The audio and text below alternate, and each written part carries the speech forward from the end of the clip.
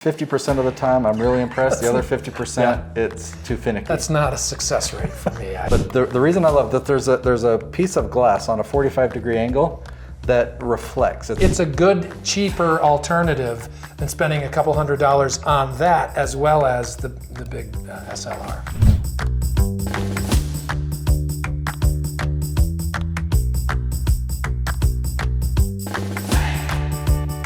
Welcome back. Today we're talking about teleprompters, how they work. So we're going to show you, this is actually a pretty cool teleprompter. We're going to demonstrate and show you how to use it. All right, so Scott, yes. You've done a lot of filming work. Do you work with teleprompters a lot? Yes, I have, depending on the client. Obviously, if it's a movie, no.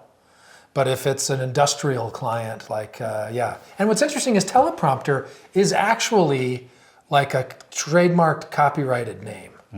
Like capital T-E-E-L-E, capital P, and then another, I mean, it's weird. But I see on your little, your prompter there, it says parrot teleprompter. Have you ever worked with one this small? Yes. Okay, cool. Yes, I have. Because this is pretty cool. Like, this is the technology behind a teleprompter. You need something to broadcast words, so we're going to use my iPhone. But the reason I love that there's a piece of glass on a 45-degree angle that reflects. It's really reflective. They call it beam splitter glass. Well, this lens, we screwed in an adapter on this camera, so I can slide it right on there. And so it's like, you know, with a big teleprompter, you've got cloth that might go over your head so you can see, but here it's blocking out all light. So I put my phone right here, and you'll see the reflection of the words, and you can look right into the lens. That's pretty cool. So how about we demonstrate it? Sure, sure. Want to read a script? You have some copy for me.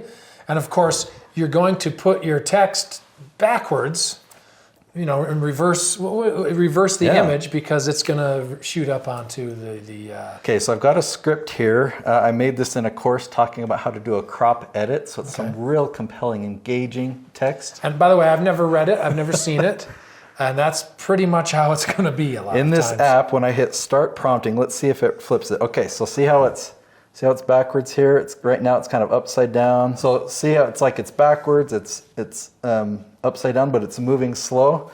But when you put it in It really is a very handy little device.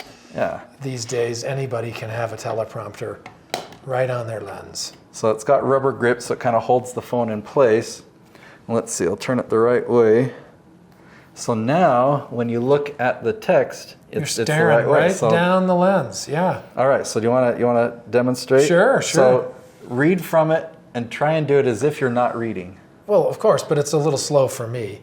No, it's good. No, just speed it up. Right there. Crop edits are a form of jump cut that looks as if nothing was editing out. All you do is change the crop or zoom of the clip before or after the jump cut. So for example, let's say you filmed yourself from the waist up, and mid-sentence you pause to sneeze. You simply edit out the sneeze section. In the segment before the sneeze, you'll leave it as is, and in the segment following the sneeze, you crop in on the shot framed at the top of your shoulders. See, viewers are so used to fast camera changes every few seconds, so in their minds, this will appear seamless. All right, that was pretty good. That's totally cold. I've never seen that before. Yeah, I thought I was going to give you a script that would I add life to things. That's what I do. I interpret copy. That's my job. That's how you can write a script and have something scripted but have it look real, because he was looking right into the lens, so no one would see him reading So anything. I know you don't do that with your I'd say you do a little bit with your clients. Some of my clients prefer it. It's probably like only 10%. 10% of my clients will, on occasion, use a teleprompter. Because there is something very authentic about just speaking extemporaneously or having notes in front of you or whatever. I mean, even when you and I are talking, our eyes are moving, you know, and we might look up to think. And so you have to practice, and you did a really good job. But let's face it, if somebody's doing their own YouTube channel and they're pretty much producing it themselves, and they're a one-man or one-woman band, to grab something like that, to have your stuff written up, and then obviously you're never going to have the gift that I have. Let's face it, that's once in a lifetime stuff. That's just I was reading when I was 3. I don't know what to tell you. It's just something that I do very well. But how much does this run you? That's a couple hundred.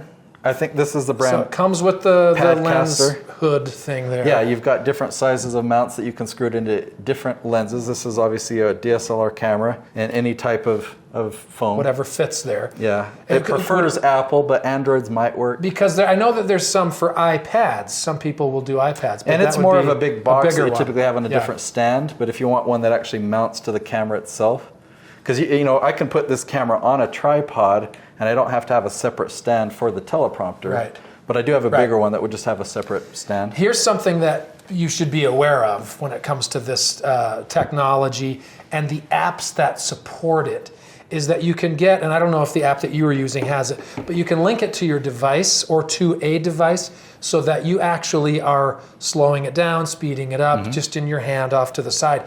Because almost every teleprompter job that I do for a client, they've had to bring in, and if it's in LA, you know, a union teleprompter operator.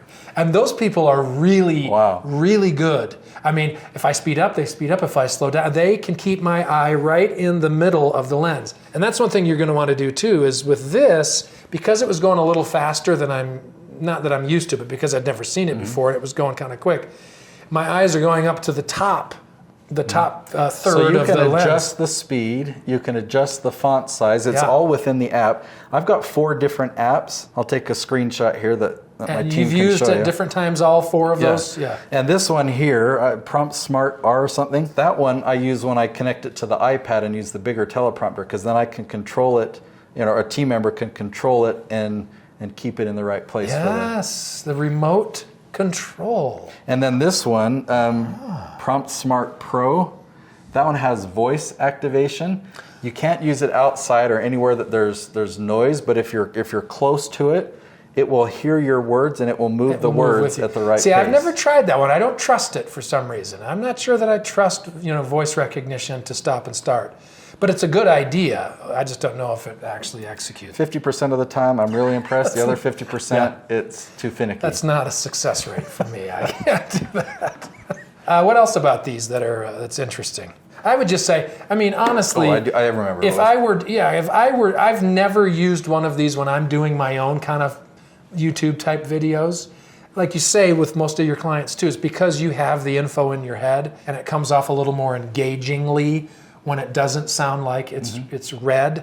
On the other hand, if you have a lot of content and you want it to be still fairly succinct and professional looking and sounding, using one of those is best, because nothing's worse than The script that you were just demoing on, it was from a course, and I scripted it out because I wanted to have all the content in there. Yeah. That's the last time I've used a teleprompter, but you know, in YouTube episodes, I like it to be more conversational. However, going back 10 years ago, 12 years ago, when I started making videos, I was so nervous on camera, and I would just stumble and everything. And so getting a teleprompter like this and just being able to read it and still be able to look right in the lens, that made my job a lot easier. And I had to practice, you know, being able to sound conversationally. As dry and monotone as I can be with a teleprompter, it can even make it worse. You have to practice to get your energy up. Now let me show you this, because some of us can't afford fancy pants SLR digital cameras. I mean, I have one. Just not everybody can afford that. So I have just an iPhone with a teleprompter app on it. And the beauty of this is that I can import a document and you can see it crunches it over by the lens so that as I'm reading, my eyes are close enough to the lens. Hey, how's it going? That's Matt, by the way. So depending on how close you are. Here, Matt, go. My vision is so bad that I can't see anything on your screen. Talking about financial bubbles. Okay. Anyway, sorry, go ahead. You want to test it out. So if you're using an app like that and you're looking a little bit to the side of the lens, if it's far away, you know, a little distance away versus you're holding it right here, you want to see if people can notice. Can you tell that my eyes are looking to the side? Because it really is distracting. When you're looking at somebody and they're not making eye contact with you, they're over here, they're like, well, what are you looking at? Right, yeah. We can pick it up, the slightest movement of our eye. That's why this kind is the best, because you're looking straight down the lens. But if you're far enough away, I mean, try it out. I've even done it on this fairly up close, and because that lens is so small, but I'm looking at it, the type that causes a Great Depression. Dog coins, NFTs, other ridiculous cryptocurrencies. Don't even get me started. With inflation at a 40-year high in the Federal Reserve. Let's see. Okay, so it's really, I mean, that's fairly close too. But I'm looking at it. The type that causes a Great Depression.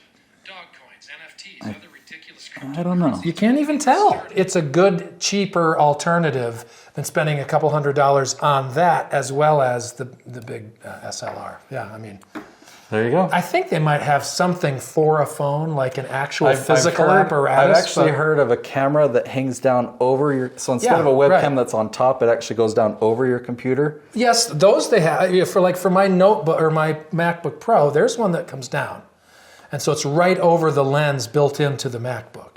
But I mean, for one of these would be cool too. Yeah. But it would look kind of funny, you know, this little phone and then a floor, but no one would care. There are 3 different ways that I work with people. My course, my done-for-you service, and my inner circle, brand new this year. Okay, my course is DIY, do it yourself, but it's my complete strategy.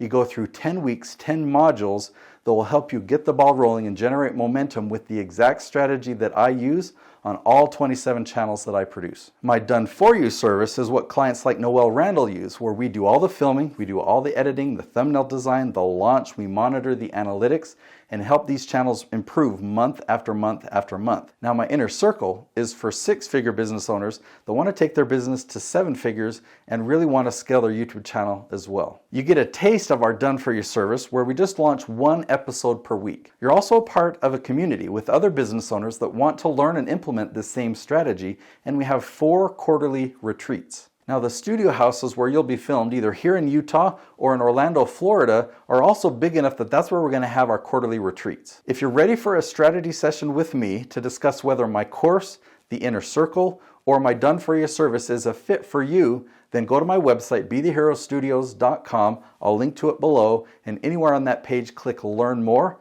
and I'll chat with you then. Now, did you build it with your own 2 hands? Why did you get them into it? I mean, did they express interest, or did you say, hey, you guys should do this? Well, my kids have started to compete, started to have a lot of fun with that. We do have their own YouTube channel. It's called